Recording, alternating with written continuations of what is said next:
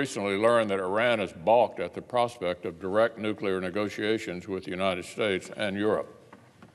This sort of resistance and gamesmanship is nothing new.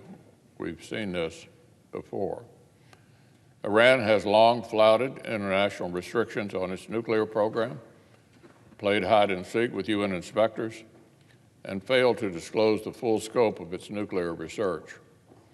This happened before, during, and after the Obama administration's Iran deal. Now, thanks to the firm approach taken by the Republican administration, which restored much of the leverage President Obama had thrown away, President Biden inherited a much stronger negotiating position. Let me make it clear, Republicans do not oppose nuclear diplomacy.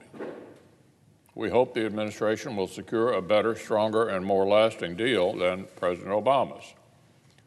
But to do so, President Biden's team must avoid the mistakes of the JCPOA. Here's how you do that. Coordinate closely with partners and allies who are most immediately threatened by Tehran, and treat Congress as a partner to be consulted, not a problem to be managed. And most importantly, don't give up any leverage for free. Of course the mullahs are playing coy. They want concessions before they even come to the table. In December, after President Biden was elected,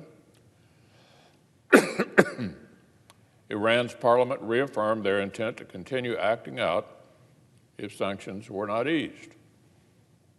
Well, I hope it is only the Iranians and not the administration's negotiators who need this reminder. Look, the United States holds all the cards. President Biden is the commander-in-chief of a superpower. There are no circumstances, none, in which Iran should get money for nothing. And there's no need to rush into the talks. The administration should take care not to squander our upper hand just to spite the last administration. Nor should President Biden's team discount the value of the growing regional unity against Iran that is embodied in the new Abraham Accords.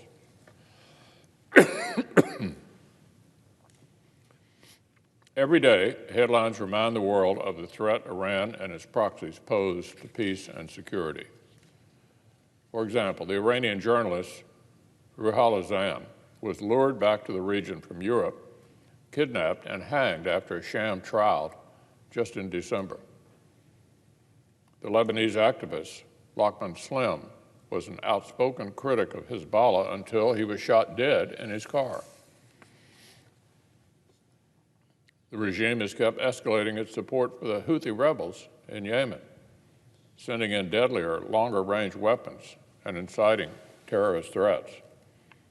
The Houthis have escaped attacks, have escalated attacks on Yemen's neighbors, including in civilian areas, and launched a military offensive.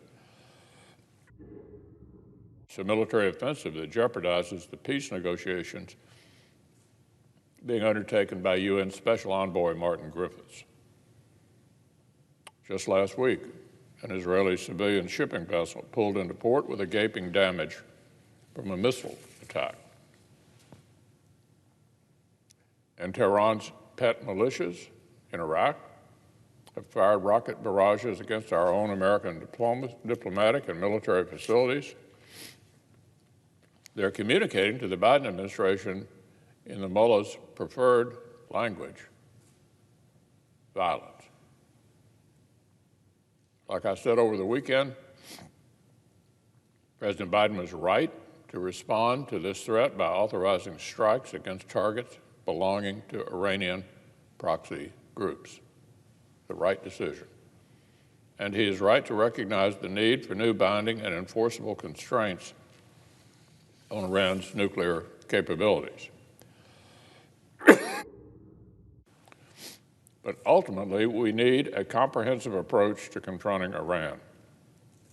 It must be built on bipartisan foundations to endure for administrations and Congresses yet to come.